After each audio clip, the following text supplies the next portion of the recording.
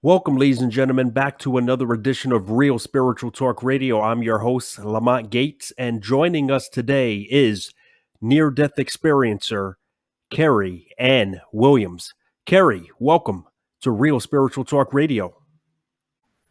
Thank you, Mr. Gates. I'm very excited to be here. I've been looking forward to it and glad that we could make it work out tonight. Absolutely. I'm glad you can make it as well. As I understand that your time in the other side provided you with a lot of information with communication from what you believe was God. Is that correct? That is correct, yes.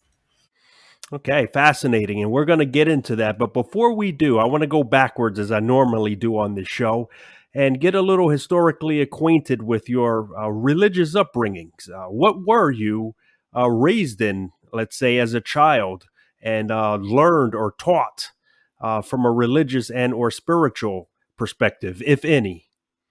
Well, I was born in England, and my parents divorced when I was about 4. And my mother remarried an American in the Air Force, and we moved to the United States. And at about the age of 8 years old, I met some kids that were going to Bible school, and I wanted to check it out. So I went, and that was my first experience. I was very enthusiastic about it, but I've always been a precocious, eloquent child, and I asked too many questions that didn't fit in with, their belief system. And I didn't feel quite comfortable there. It may not have been the church for me. But that started my quest into spirituality. At this point, I can't call it Christianity or any, religion or denomination of a religion, because it was just me searching for meaning of life. As I got into my later teens, I started reading about Hinduism, Bhagavad Gita. I read the book. I've read parts of the Quran. I was just extremely interested in spirituality as it affected people around the world. Why do they have a completely different belief system than we do here in the United States? And I over-intellectualized what spirituality actually is. And so growing up, that was my experience.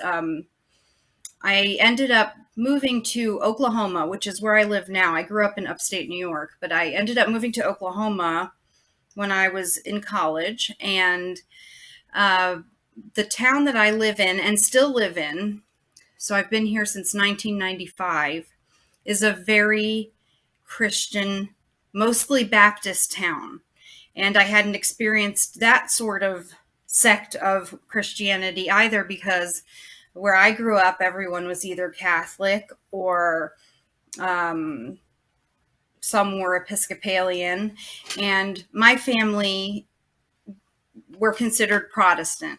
The Church of England is the equivalent of the Episcopal Church here. So I had the knowledge of the rituals involved in the Episcopal Church, let's say, but I had no basic understanding of the Bible. The Bible wasn't read in my house. I didn't understand it at all when I tried to read it, because I was trying to read the King James Version, and it just, wasn't in my language. And so I tried to go to church for a while when I first moved here, because that's where you met people. Everyone would ask, "Where do you go to church?" That was the first thing anyone would ask when I moved to this small Oklahoma town. So I did try out a few churches, and there were just so many things about the church, the Christian church, that didn't resonate with me. And I think that it was perhaps because things were being explained to someone whose heart wasn't open. And then my family experienced a tragedy in 2003. My cousin took her life at the age of 17 because she was gay and she was being bullied. But she was also a very devout Christian who had gone on mission trips and loved God and Jesus and spoke about her relationship with them a lot. And so the impact of that on me was soul crushing. I can't even put it into words. She was like a sister to me, and I was a confidant of hers. And I hadn't grown up with that sort of thing being taught as such a horrendous sin that, you don't even deserve to live, or you should be made fun of at all times, or whatever it is, that she went through specifically that caused her to take her life, was enough for me to say, there can't be a God. There just can't be one. How would he let someone who loved him and worshiped him so much let this happen? So, and it was even said by the preacher at her funeral that she let Satan whisper in her ear and she listened. And that shocked me to the core of my being. And it took away any potential belief at that time that I could have in a real relationship with a God, or now I have a relationship with Christ. And it set me off on a course. I was already married at the time, and I had a son and 2 daughters. They're twins. And I was going to college, and my husband worked a rotating schedule. And this happened in between that time. And then I also went through a weight loss surgery in 2003. And one of the side effects of that weight loss surgery is the potential of becoming an alcoholic. And I did. I used the alcohol to sort of numb the pain of her death, the problems in my marriage, the difficulty of having 3 children under the age of 3 in diapers, breastfeeding twins, going to school. And this was in my early 20s. And my whole life had been set up to where I was studying to be an opera singer. And so this was a far cry from the life that I had dreamt of. And I was depressed, and I began drinking more and more. My relationship with my husband became more strained, and I told him that I wanted a divorce, and he wasn't very accepting of that. And so he set out to, for lack of a better word, annihilate me. And he did. And he ended up with custody of my children due to my drinking and my behavior. And that sent me over the edge. 2 years after that happened, I had my first suicide attempt. And I ended up in the hospital, the mental health hospital. And the woman in there had also had a gastric bypass. And that was the first time that I kind of realized that these things might be connected. But that's not when I had my near-death experience. I continued to try to have a normal life for quite some time after that. I remarried. I had 2 more children. He had been a drug addict prior to us meeting, but it got worse throughout our relationship. So I left him because of that. And a few years after that, he passed away of a drug overdose. So that was a difficult time as well. But prior to his death, I had been having difficulties with him, unable to leave the relationship, tried. He was violent and just, things that go along with domestic abuse and whatnot. So I didn't feel like I had a way out. I was still struggling with my first husband and him not wanting my children really to be a part of my life at all, even though I had visitation. They were struggling with going back and forth. And so I had another suicide attempt in 2012. And this one was a real one. It wasn't, a cry for help. I wrote notes. I took a bunch of pills, drank a lot of alcohol, sat in my car with the garage door down and the car running, and just hoping that I would pass quickly and peacefully and people would mourn me, but I would, not have to hurt as badly. This is the thing that I've been fearful of this interview, because these things make me cry.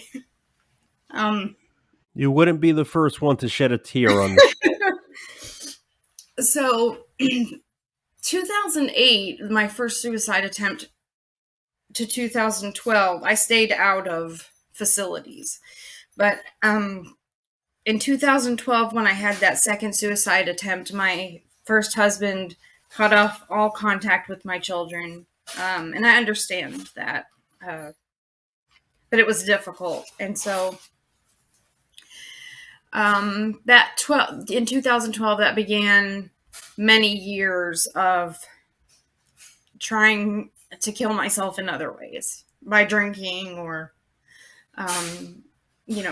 just doing sinful things.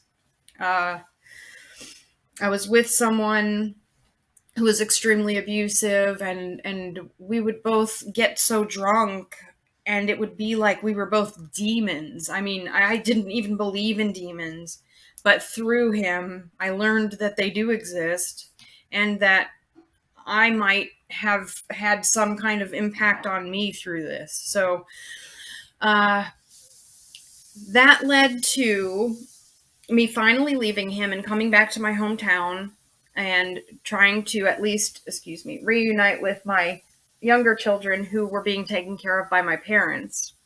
And I continued to seek recovery and try to get sober, but I'd get about a month and then I'd be back in rehab. I have been in detoxes, rehabs, and psych wards, for lack of a better word, a total of 24 times, trying to get rid of that demon. And I have finally been successful. I have 2 years sober now, and it's just God is the only explanation for that, and then the love of my third husband now, who is a Christian. The night of my near-death experience, I had begun to drink again. This was in 2017. I had finally reestablished contact with one of my daughters, one of my twin daughters, and her father found out about it and made a huge case and took her phone away. She was still in high school, so it was a really big deal for her. And it broke me again. I started drinking. I didn't stop drinking for 3 months. My husband now, who was my fiance at the time, was trying to get me into another facility yet again. I mean, he had spent thousands of dollars, sold his motorcycle, done all of these incredible things to try to save me. And nothing was working. Nothing. No medication, no 12-step program, no rehab, nothing worked for me. And I really felt like I was just such a lost cause, that if there was a God, that he would have done something by now, because I am a good person, and I know I'm a good person, and people who know me know that I'm a good person. I had just been overtaken by this disease of alcoholism, and it wreaked havoc on my life and anyone who knew me. But I was also, at the end, very vocal about it. Right before this near-death experience, I spent a month chronicling my alcoholism on Facebook Live for people to see what it was like to be an alcoholic. I described how I felt throughout the process, that I really didn't want to drink, but I was in so much emotional pain, I had to drink. And, so I had a lot of people praying for me, friends from high school and college, sorority sisters, church people, just tons of people praying for me. Well, it happened that my now husband and I got into a fight, and I ended up staying in a hotel.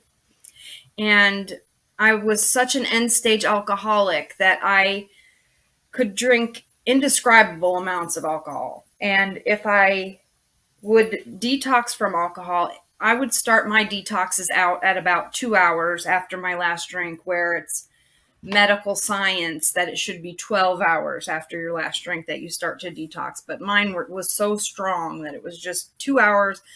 I would have seizures.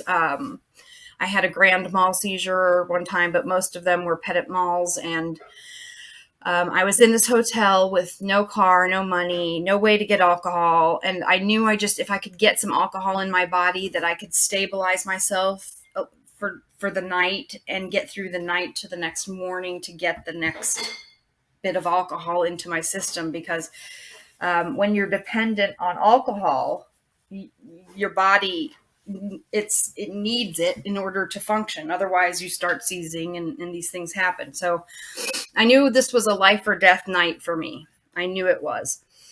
And I started knocking on random motel room doors, asking people if they had alcohol. And when they didn't have any alcohol, I asked them if they had anything with alcohol in it. I would take anything that had alcohol in it. And the lady that owned the motel obviously thought I was insane, which at the time I was. I was insane. But I knew that I needed alcohol in my system quickly, or else I was going to have a grand mal seizure and possibly die.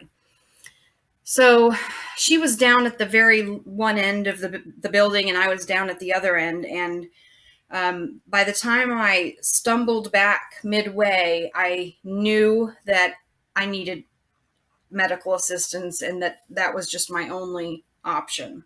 And they had seen me in the hospital many times before. Unfortunately, my mom's worked at this hospital for 25 years. People know me in this community. So getting sober here hasn't been easy at all. Talking about things like this is not easy for me. In the general community at church, I feel safer talking about it. But so anyway, I had somebody who was there with me in the room next to me, and he had methamphetamine. And he said, if you smoke this, I had never done it before, it will sober you up and maybe you won't have this problem. In the meantime, he was trying to get people to bring me alcohol because he knew what I was going to go through if I didn't have it. But it didn't reach that point. It reached the point of me being so ill that I said I was collapsing onto the ground, and I told him to call 911. By the time the ambulance got there, we were probably 20 minutes outside of town. So it took them a little while to get there. But as soon as my body hit the gurney, I started to seize. Every other time I've seized, I've been completely unconscious and have been told later, you had a seizure. But during this seizure, I was conscious, and they were saying, she's having a seizure, get this line, get that line. And it was just the couple of EMTs in the ambulance with me, who by then knew who I was. My name, has come up a lot of times over the 911 scanner over the course of those years that I was, living that lifestyle.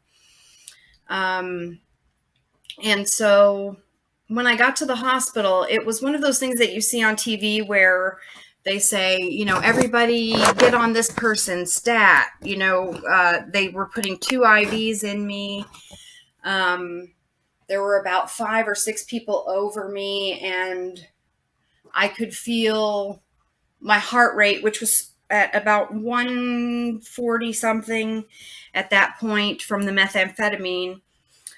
They were trying to bring down my heart rate. So once they felt like they had me to a point of some sedation, they left the room, and I was just left there on the monitor with the monitor beeping. And then I had a male nurse, and he was coming in and out of the room, and he was singing as he was doing it. And he was singing hymns that I recognized from childhood or from, just going to a Baptist church here or there. And that was the first thing that struck me as odd. I wasn't panicked in any way. I wasn't fighting for my life in that sort of way that you would think you would feel. But I knew that I was dying. I could hear the monitor beeping, and it got slower and slower, and the beats were down to like 20. Then they were in the teens. And by this time, I was chuckling to myself. because I was feeling like perhaps they don't care if I live or die because I've been here one too many times and there's no hope for me. They can't save me anyway. I couldn't rationalize it, but I started having this feeling of being elevated. And I've heard tons of people talk about these things, and some people call them out of body experiences. Mine was more of a consciousness that raised. I felt my whole self come up from within myself and elevate through the building. And as I was doing that, I was having all of these thoughts. I could hear people around me that weren't there, but they were praying for me. And I could hear these specific prayers and see these specific people who were praying for me or who had been praying for me in the month prior, while I had been showing everyone what I was going through online with my alcoholism. And in between, the nurse kept coming in and out and singing these hymns, and I'd say, "Oh, I love that hymn. That's a great hymn," and he just was. It was just such an added experience to have him there singing hymns of all things while this is happening. So my consciousness is elevating, and then as I'm hearing these prayers, I'm thinking things like, "I'm going to die alone," and that's okay. And I text my mom when it first started, and I told her, "Mom, I'm dying. I think maybe you should come up here, or, I'm sorry for all of the harm I've caused you," or whatever. And her response was, "Kerrie, you're always dying." So there was not much sympathy left for me by this time in my life, and that wasn't what I was seeking. Everything kind of just was what it was at that point. When people say it is what it is, it was kind of one of those things. And it was like, okay, no big deal. As I felt myself ascending and hearing these prayers, I got to what I would call like another level, another layer. And I started hearing angels singing beautiful. Now, I'm a musician. I told you I was, training most of my life to sing opera, but I heard like these glorious sounds all around me of what could only be angels. I mean, they were unearthly voices, unearthly melodies. And then it wasn't quite my peripheral. It wasn't like over here, but in my left vantage point, I saw Jesus standing with his arms open, like welcoming me. And his eyes are what caught my attention. They were like so deep and endless pools of like love. I felt complete love and acceptance, and this is where I came from. This is where I belong. And I understood and knew things all at once that I had no reason to know or knowledge of prior.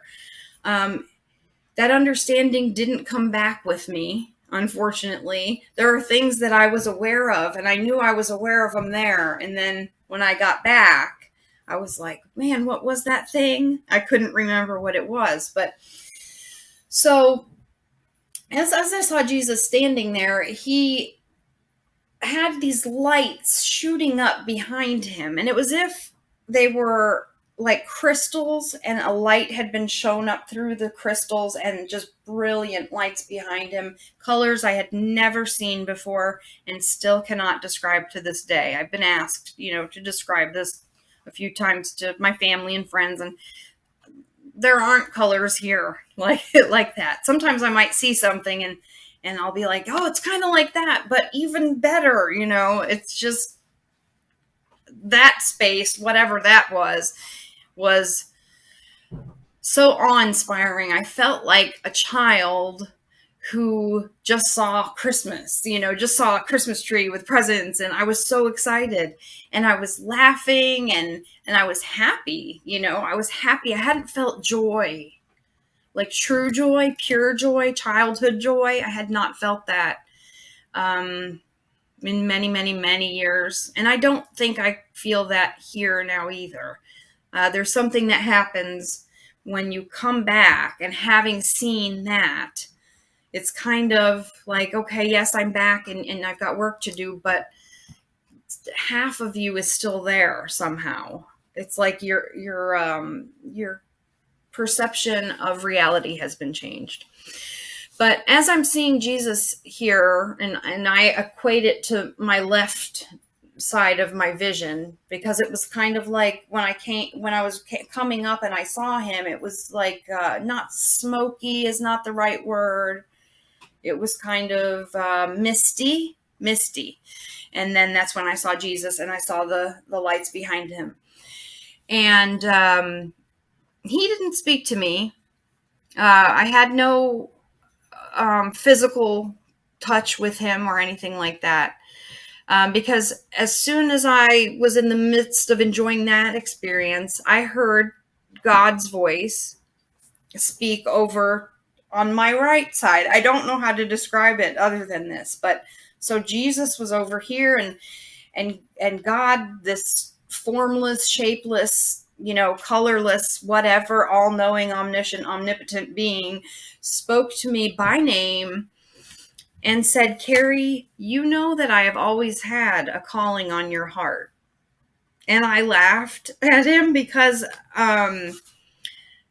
I've always been told my whole life that I have something special. And I always equated that to my singing ability.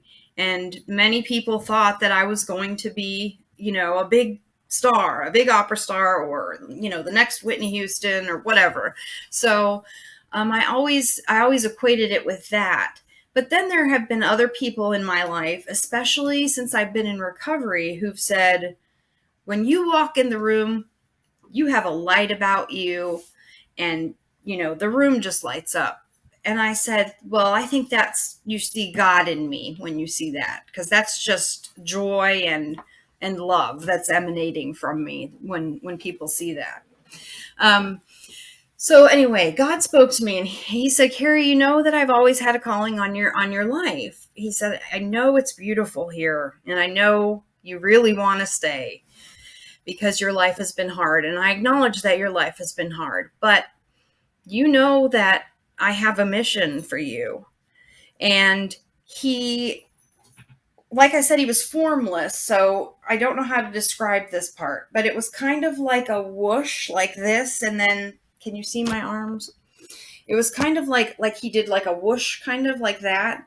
And then what I could see below was me standing on a stage like this, speaking to at least hundreds of people, if not thousands. And he said, this is what I created you for. This is what I want you to do. And you can choose to stay here, or you can go back and do this thing. And I laughed at him, because I said, well, you created me. I mean, who am I to tell you? I'm sorry, but I like it here. You've basically told me you have a mission for me that I haven't completed. So I'm going to go back. And he said, very well. And that was it. And all of a sudden, I made the conscious decision to take in a deep breath and start fighting for my life. So I grabbed the bed rails of the bed.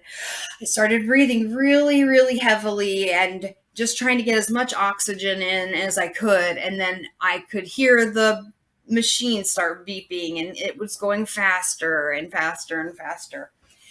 And when I came out of that experience, I told absolutely everyone that would listen, because as someone who was at best agnostic, possibly atheist at some point in my life, to have had a completely, I would say, unbiased experience, because I didn't ascribe to any particular religion. If someone had come along and shown me that that Buddhism was the truth, and I had experienced that, that would be my truth. But my personal experience was Jesus, heaven, and God, and angels, and all of the things that you read about in the Bible. And after that experience, my life changed completely. I had a power within me, like the Holy Spirit, that people could see and feel. Like people would get goosebumps being around me. You mentioned the electrical thing. My husband and I were attending a different church than we do now, but this is a very, very small church, and we had been in the sanctuary, and they called people down to have a birthday blessing. And as they said my name, the lights went off and on. And then we went into the other room of the building, and the same thing happened. It happens in our home. You know, it happens a lot to me with lights especially. My husband is standing by right here because he's here to help me remember anything that I might forget to say. Yeah, I did. He wanted me to make sure that I told you about the prayers that I heard when I was in heaven, about the specific prayers. What's really cool is, like, I can look at a friend of mine and I know that they were one of the people that were praying for me during that time that I was struggling so, and I know their heart now. God also sent me back with the gift of spiritual discernment, and that's been tough because it's not just a matter of, like, I can see you and I can see if you're a Christian or a Buddhist, or if you're good or you're evil. I can literally see demonic presences in people. I can, it's lessened. Thank goodness it's lessened. But I can see things that I wasn't able to see before. And so I can walk into a space and scan the room and avoid things that are detrimental to my spiritual health because I have that ability. My husband has experienced that with me, which he's brought to. We've been married since 2018. This happened December of 2017. We married in January of 2018. He has a grasp on the Bible like I wish I had. I mean, he knows the Bible. I come with this spiritual experience, and so together as a team, when the Holy Spirit wants to work with us, it is amazing. And really cool stuff has happened to us as a result of that connection. And I know not everyone believes the same way that I do. I think maybe God shows us what we need to see to know that he is real and that there is an afterlife, and whatever that process is, you know. I don't claim to know everything. This is just my experience. And for me, it was 100% tangible. If you were there, you would have said the exact same thing. You know, it was as real, if not more real. And this life gets less real to me the longer the time goes on, because of what I have experienced. So. Yeah, and many times I say to people, how do you know we're not living in an illusion, you know, in the earthly realm? This is a very, very intriguing story, not just from the spiritual component of it, but your earthly life. There was a lot of things that went on that even led to, I guess, your downward spiral into alcoholism and drugs. Now, I want to go back to your childhood. You said that you were very inquisitive and you sound very curious from a religious perspective. A lot of children at that age are probably what we call those who delve into religious expressionism. In your case, you were dealing with what it sounded like religious study rather than the expression. The expression seemed to come later on in your life after your near-death experience.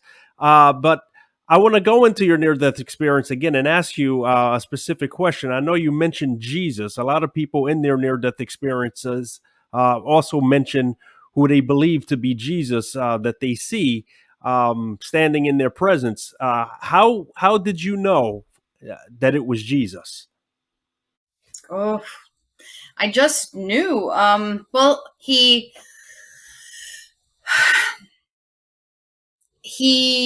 was a little darker than I thought he would be. But I heard that's probably how he should look. So, um, but his love was he embodied love. I don't know. I just knew him. It's just kind of like if you like when you meet your spouse, and you just say, that's the one I'm going to marry, that just knowing. It was with him. It was just, he was there for the purpose of comforting me so that I wouldn't freak out, I guess, when this, this big loud voice came. But he was dressed in a white robe with, the longish brown curly hair. His nose was like maybe a Middle Eastern Roman type nose.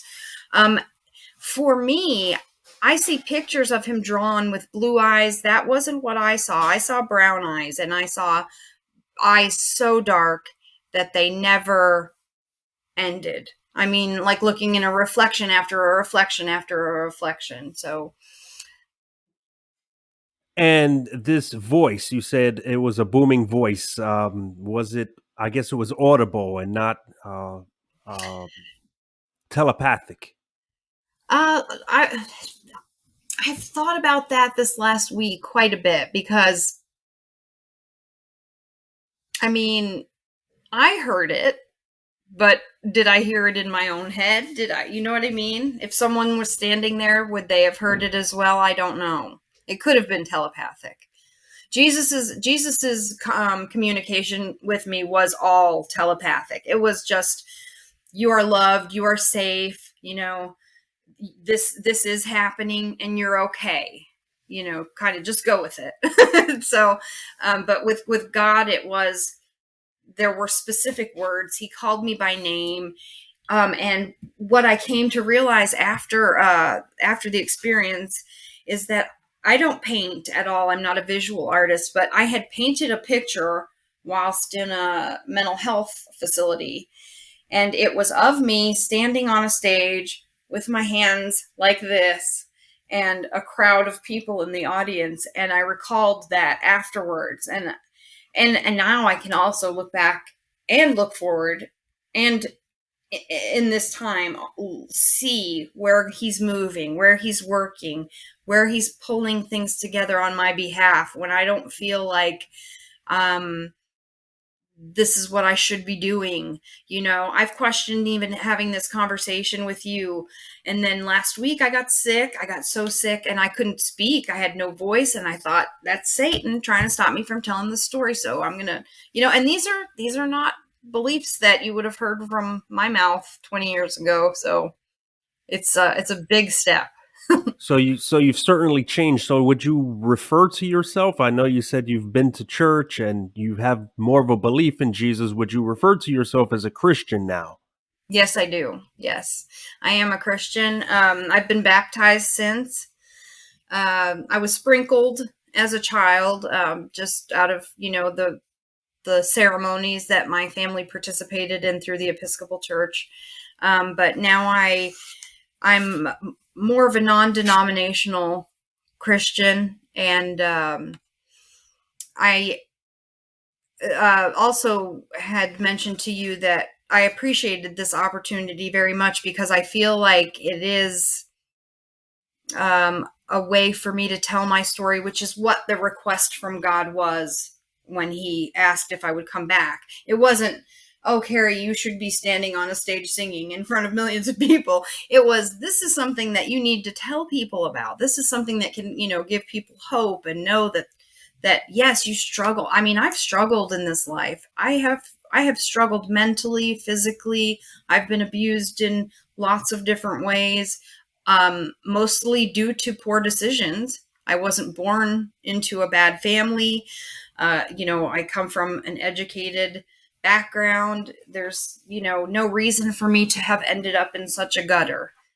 But God has a calling on my life, and that's just something that it takes some time getting used to. But I truly believe that that's what He wants me to do. And by the way, I just want to let the audience know that when you referred to my reference to electronics, prior to getting this show started, we had a little technical problem, a little technical issue. There was a crash. Kerrie went offline. She came back on. And it is very true that many near-death experiencers say that when they come back, one after effect that they have are these technological anomalies. So I can attest to that. And I just wanted to let everyone clarify what you were referring to. Now, you also said you came back with the ability to kind of see through people or see their auras, maybe? It's not auras. I don't see colors or anything like that. I can just look at someone. They don't even really have to look me in the eye. It helps if they do. But it's kind of like being able to see someone's true intentions. So I've always been extremely gullible and easily manipulated. And that's not so much the case anymore. I've always had a very kind heart, and so that's what's led me in that direction. But when there is true evil, I can sense it and I confront it. Whether it's an actual person or it's an invisible evil. I mean, we've had somebody come to our door with, the wrong intentions.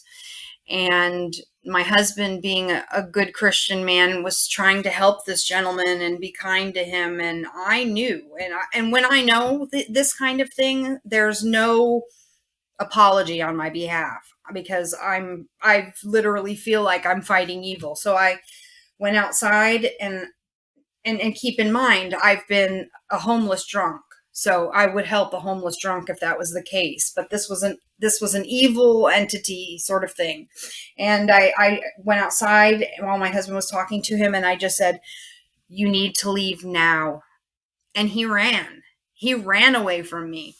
So I know that I have that within me, and I use it when necessary, because that's really, just like there's such a fine veil between this life and the next, there's a fine veil between the ability to look evil in the eyes and say, "This is not good. You're not okay. Get away from me. Get behind me, Satan." Whatever it is you do, that for me, it works. It works. It's so powerful. Now, aligning your experience with your religious belief system within the church community that you belong to, have you communicated to any of the parishioners or perhaps the pastor or minister there about your near-death experience? And if so, how did they take your experience? As I know, many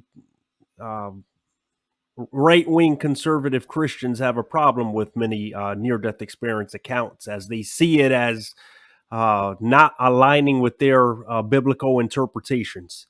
Yes. Well, I live in a right-wing conservative state, and most people here are right-wing and conservative.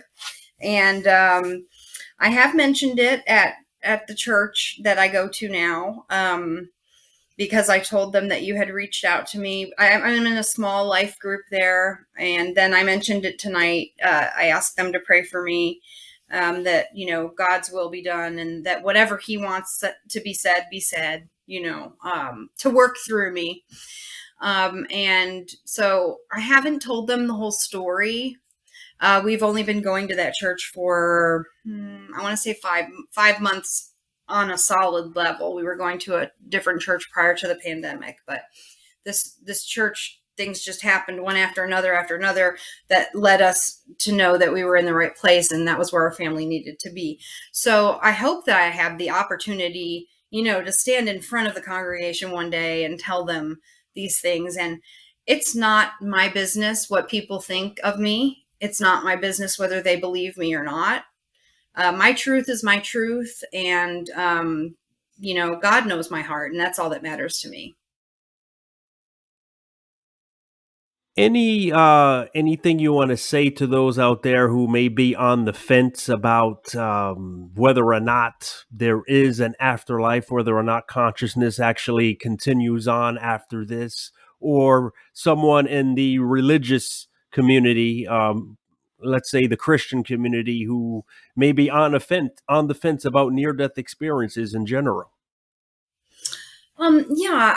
I totally understand that. I've been there. I've had no belief system at some point in my life. So I completely relate to that. I also know what it feels like to be hopeless. And I would encourage people who have those types of questions to just keep reaching out. How we met there are forums that people are discussing these things. And I was surprised to find out that most of the people on there are actually looking for answers. They're not experiencers. So I think it's kind of like there's a stigma that's always been attached to it, just like somebody saying they, experienced a UFO or saw an alien being. I mean, it's one of those things that we don't have concrete evidence of. But I think in this day and age, God has given us the internet, and it can be used for good. And this is one way it can be used for good, to get this truth out there, that there's hope.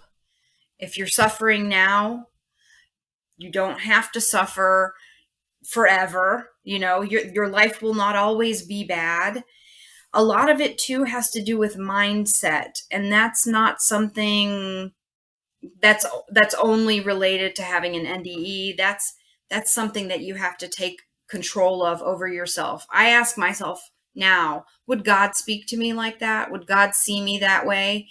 And if the answer is no, then I have to change the way I'm speaking to myself. But, I feel so deeply for the stories that I read on those sites that are people that are suffering with a terminal disease, and they just want some hope. And if I could pour out all that's in me to tell them that there is hope, and it's beautiful and it's wonderful and it's right there. You can really literally touch it. It's right there. We just don't have the ability in this space and time to see it. Just hang on. That's really all I could say. Yeah, well, Kerrie, I want to say your account is extremely powerful, and I think the fact that you say that God sent you back to deliver this particular message will have a strong impact on the audience that actually gets to listen to it. I pray that it does. Thank you so much for the opportunity. And I hope that you get to tell your church, and I would love to hear their reaction as well. Thank you so much. Thank you. And with that said, ladies and gentlemen, Kerrie Williams. Good night. Thank you.